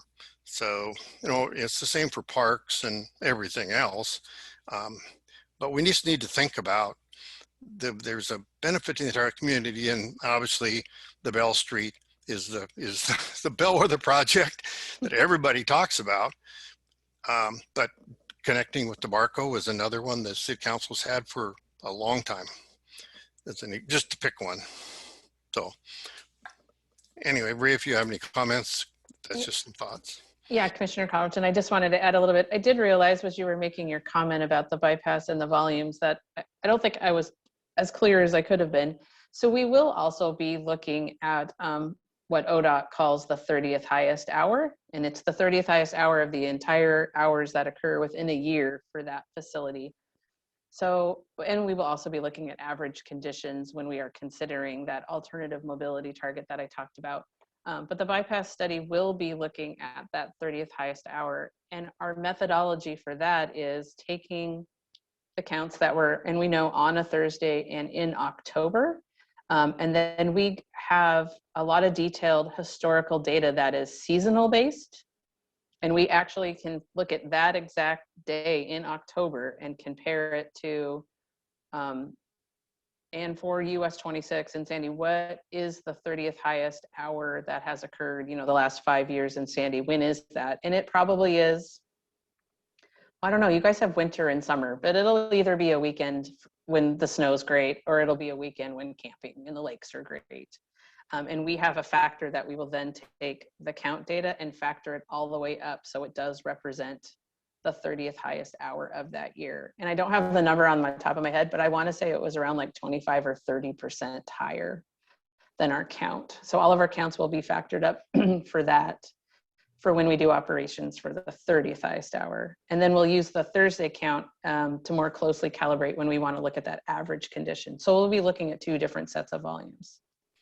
Yeah, I agree. I just want to make sure that there's 2 parts. One is that the justification for the bypass is adequately made. Now, the funding of it, we know the funding is going to come from ODOT. People of Sandy are not going to be paying for it because it's going to be $1 billion plus. It was $1 billion the last time they did it, and inflation's gone up. So let's not kid ourselves that this is not a small project. You know, it'll be a big deal. So. Yeah, so I can assure you, when we start looking at the travel time differences with and without the bypass and the cost and all of that, it'll be that really high 30th highest hour, either extreme winter or summer season volume. So I want to just say we have 3 hands raised, and I'll go in order of who raised. We have about 17 minutes left. I allotted 2 hours for our consultant. So I'll go to the next 3 hands, but just please keep in mind that we only have about 17 minutes left until the 8:30 time when we had asked our consultant DLCD and ODOT to attend until. So the next hand raised is Councillor Exner. Yeah, and I'm going to be real quick. Listening to the last hour or so worth of display of how this process is going to go, I can definitely tell you that there are some controversial decisions that have been made in the last, looks like the last whatever number of months, some that would probably be well worth having a conversation about. And I'll give you a couple of examples. One is this Thursday that Commissioner Carlton brought up instead of a Friday night or a Saturday night. I understand the piece about if the numbers are so high, how is the city going to afford them? But it's really not a city problem, it's a ODOT problem. And the problem I'm seeing it in the 10+ years that I've been on council is that ODOT has been reticent about being able to take care of some of these transportation congestion issues that are caused by pass-through traffic rather than by local traffic. And so my concern is that there is going to be some more conversation needed about that particular issue. There's some more conversation about lowering bars to make it look like congestion is not being as concerning as it might be. Those kind of conversations, I would think, need to be referred to and have some kind of conversation with CAC, the council, the planning commission. So the question is, will those kinds of decisions be open for review and maybe even some changes as we go through this process? Or have we made those decisions and those are not going to be discussable? Because quite honestly, I will bet if you would take a poll of the folks that are here now, there's probably some fair amount of concern about some of those decisions that have been made already. Will we see those kinds of decisions before us in some other format before we're through? Well, I can say from the traffic count issue, I mean, we are following the state standards on how we come up with the volumes, the 2 sets of volumes that I described. And that's the method that we have to follow when we do a transportation system plan. But I did want to repeat, when we do that 30th highest hour, that is reflecting like a summer or a winter weekend condition. We'll be looking at both. So you're saying there will not be a time to review that here from the city? There won't be a time for input for the alternatives, the technical alternatives that we're looking at as part of that. Those are set by the TSP guidelines that we follow when we do a TSP in the state of Oregon. Sorry, and I don't remember your other questions. What were the other things that he asked about? That's Or it. Kelly, I don't know if you want to answer. The only question I had there, and quite honestly, I'm very unsatisfied with that answer. I just mean the traffic volume piece. You had mentioned actually quite a few things that I do not Really, know. I only brought up two, and again, I don't want to take a lot of time. I want to be conscious of Kelly's statement that we're done in the 30, but I think it's important that the city have a way to be feeling like, anyway, that we're involved in some of these decisions, and it appears as if we're not going to be able to. This sounds like a council conversation.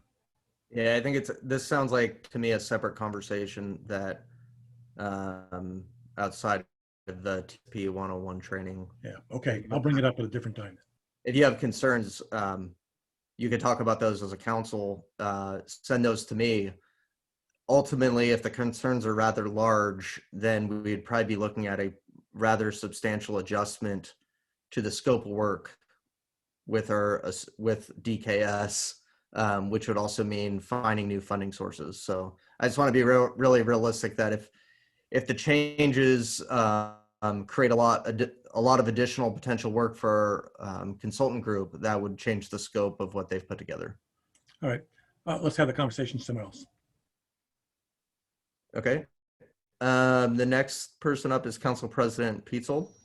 Hi, thank you. Sorry, I was 15 minutes late. I was at a different board meeting and jumped in there. So you might have answered this already, and I apologize for taking the time, but I didn't hear it through the rest of the project or the presentation. And that was, is there any consideration for the amount of growth that the metro region is having as we are passing through? I heard a lot of the stuff about our city, and yes, our city is growing, you know, at a rate that is quite, you know, fast, but the metro region is growing even bigger. So again, I apologize if that's already been considered, but I think back to Councilor Sheldon and others, you know, on the rate of traffic as it just travels through our town needs to be adjusted, as I believe most all those intersections are typically on the Highway 26 or 211. Thanks for your question. Yeah, so we will be looking at the expected growth within Sandy, but we will also be looking at the expected growth with trips either to Sandy and adjacent jurisdictions, and we will also be looking at growth through the city, like with the traffic does not stop within the city, and we have a lot of different data points for that. Sandy is on the edge of the Portland Metro travel demand model, so we do know where US 26 is on the edge of that model. We know what Portland's model says for 2040 coming in and out on 26. So we're able to take those numbers and pull them through reasonably to Sandy for one data point. And then also it's looking at all the historic volume trends on US 26. You guys are really close to a couple automatic traffic recorders. So we have a lot of data. So yeah, it'll be growth both inside and outside of Sandy that'll get considered for our 2040 volumes. Okay, the next hand raised is Mayor Pulliam. Sorry if I missed this earlier, and this is kind of on Jeremy's question, which is when you're looking at the traffic flow, are we able to designate Sandy residents versus people traveling from outside the Sandy area? Have we tracked that? Oh, sorry, great question. Yes, so as part of the scope of work, we will be looking into what we call streetlight data. They're a vendor that uses Bluetooth devices to track trips through the city. So we'll be able to go back and look at maybe like the last year of data and see what the traffic flow patterns are, either cars going all the way through Sandy, and we can separate those out with trips that start and stop in Sandy, or a trip that, you know, either starts or stops outside, but then does start or stop on the inside as well. And we'll be able to track the vehicles that do not stop at all. And then we'll be able to use those percentages. It's going to be really important when we're looking at the bypass study, because I know one of the considerations is we're going to have to make some estimates on, with a bypass, how much of the traffic flow on US 26 will divert and use the new bypass, you know, versus people that are coming to Sandy and that is their origin or their destination and they won't want to use the bypass. So yes, we will be getting that data and that'll be really informative when we make our assumptions for the study. Sorry for the odd follow-up question. Oh. Can we have access to that data? And where my head is on that is I'm thinking for like our economic development manager, right? I could see where it'd be very useful to know what demographics of people are stopping in our community when they're traveling through. Do we have access to that? Yeah, you will. It's $5,000 of data that ODOT's paying for and I'll be sharing with the city. So yeah, you can have all of it and use it for whatever you'd like. All right. Thank you so much. Appreciate it. Yeah, no, I mean, I agree. It's really interesting data. You could use it for a lot of different things. Thank you. Shelley, you have your hand raised. Yeah, so the 2011 TSP has a horizon year of 2029, but obviously it's 2021 and we're updating it. So, you know, with this projected horizon year of 2040, how likely is that actually to be a good horizon year to take on, given that the last TSP update had a 20-year horizon, but we're updating it 10 years in? So 20 years is kind of our typical update where we feel there's enough assurity. Like if we go more than 20 years, we really feel like the assumptions get away from us, like we talked about earlier tonight. But a 10-year plan doesn't really look out, I think, as far as you need to, just because there are so many unknowns with where development's going to occur, you know, and where the system may have deficiencies and where you're going to need things. So 20 years is the state standard for a plan. It needs to be 20 years or more to meet regulations and to be adoptable. But we are looking back at all the historic data that's available too from the last TSP. We're not going to just assume that the 2011 TSP was perfect. The 2029, you know, forecasts were perfect. I'm sure they weren't, right? If we assumed linear growth up till 29 back then. So we will be taking account and kind of reassessing from 2020 and then looking at what 2029 looked like and fixing it so we're out to 2040, if that makes sense. It kind of gives us, I mean, some people do TSPs every 5 years to every 10 years, but it's a good time to kind of reset where you're at and also refresh the project list, cost estimates. As you can imagine, everything's way more expensive than 10 years ago. So it's just a 10-year cycle is an efficient way of updating your TSP. Yeah, and I was going to add to that based on, we'll see how House Bill 2001 plays out over the next 3 to 4 years, and then we'll have House Bill 2003 and see how the housing production strategies that we have to come up with play out. And then we have a comp plan that we're going to start on here very soon, and a lot of other big documents as well. So I think in about 10 to 12 years, we'll probably be revisiting the TSP again anyways. So I don't think we'll be waiting till 2040 to look at the TSP again. No. That'd be my assumption. I do not see any other hands raised. We have about 5 or 6 minutes left until 8:30. I didn't know if Planning Commission Chairman Crosby had any words of wisdom or wanted to kind of add anything to the end of this, as this is a Planning Commission work session actually. So I was going to turn it over to him. Yeah, no, I don't have anything in particular. It's been very, very informative. I appreciate the work you've done, Rhea. A lot of work been done so far, and you've got a lot more to do. And we may have given you even more tonight. I appreciate your work, and look forward to working with you and also with the Citizen Action Committee. I don't know if any commissioners have any other comments to make. If not, since it was our meeting and we called it to order, we get to call it unordered. Any commissioner have a comment to? Yes, Chris. Thanks, Chair. I didn't have any questions. This was my first time having to sit through this. So I just wanted to say thank you to the presenters. Very informative for me. I'm going to do a lot of research now myself to get a better understanding of what's to come of this. But you did a great job opening my eyes, and I just wanted to say thank you. I appreciate it. And I was going to add actually that Council President Peetzold was a few minutes late, so he asked me if we could share the presentation. So I'll be asking for the presentation slide, and then I can distribute it to everybody in the meeting tonight. And then I think Jeff Aprati will also be uploading the video to YouTube in the next few days as well, so you can revisit it there as well. Hollis, did you, or Commissioner McLean-Wenzel?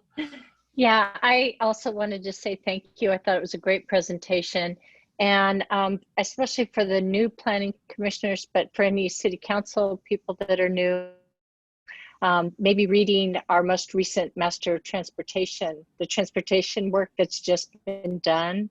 I forget the name of the folks that worked on that for us. Was that also the same consultant? It was in the last year or two.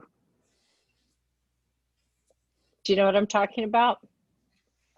Where we did, it had to do with transit. Bicycles. Oh, Transit Master Plan? Master plan. Yes. Yeah, and it seems like it would be good for everybody on these committees. Everybody who's here tonight should be familiar with that. Mm-hmm. Just throwing that out there. But it was a great presentation. Thank you. Yeah, I don't know that we've ever had a TSP tutorial like this before, and I appreciate Kelly being proactive and setting it up, because it is excellent background for us, for all of us, as we get the TSP when their final project begins to fold out. Having had this gives us a lot of good background. It'll be helpful to us. We'll refer back to it, I'm sure. Go ahead, Kelly. I was just going to say Commissioner Lee had her hand raised. Go ahead. Oh, okay. I just wanted to say thank you for bringing us all together. I think it really builds understanding when we can have some of the different board chairs and the council and the commission together. So thank you, Kelly, for doing that. Yeah, it's a good point. So just one other thing I'll mention before I'm hoping somebody moves to an adjournment, as we all have a lot of meetings that we've been having lately, and I know March is going to be very busy, especially for the city council. But I just wanted to say that the Citizen Advisory Committee, that's the CAC that you see by several people's names. So we have the Dawn Robertson, who's the Parks and Trails Advisory Board Chair. We have Heather Mache, who is the Transit Advisory Board Chair. We have Gary Boyles, who is the Fire Marshal. We have a few staff members, Mike Walker and Andy Howell, that will both be on there. We also have Carl Exner, Councilor Carl Exner and Mayor Pulliam that the council selected, I believe, last October. We also have Chris Jones from the Chamber and Leah, I'm not good with last names, I'll just admit it. Leah Hugh, I don't know how to pronounce her last name, I'm sorry. That is, I probably slaughtered that. It's okay, it's Fowl, it's like cow with an F, Leah Fowl. Okay, sorry about that, Fowl. So, and she is a representative from Salmon Creek Estates, and I think that area was, I don't want to say neglected, but not fully integrated into the last TSP update, and we want to make sure that it is this time around. So she is representing not only her herself and the interests that she shares with all of the community members within Salmon Creek Estates. There was a lot of interest in the TSP process. I did ask the school district, I did ask several other organizations within town, and I also reached out to probably about 10 or 15 other business owners and residents. I think just a lot of people due to COVID-19 did not want to participate because they have full schedules and full commitments already. But I do think with our current CAC members, we're going to have a very good representation of Sandy, the business community, and our residents. So I'm looking forward to working with all of them. Thank you. And with that, we'll take a motion to adjourn. I move we adjourn. Second. I will second. Okay. Been moved by Don, and the loudest second was Ron. I think Steve tried to get in there. All in favor with a thumbs up. Okay. Shortest planning commission meeting ever, I think. Yeah, I know it. Yeah, no kidding. Thanks, everybody. Thank you. Good job. Thank Look you, forward to the next Kelly, time. for putting it together. Thanks, Kelly.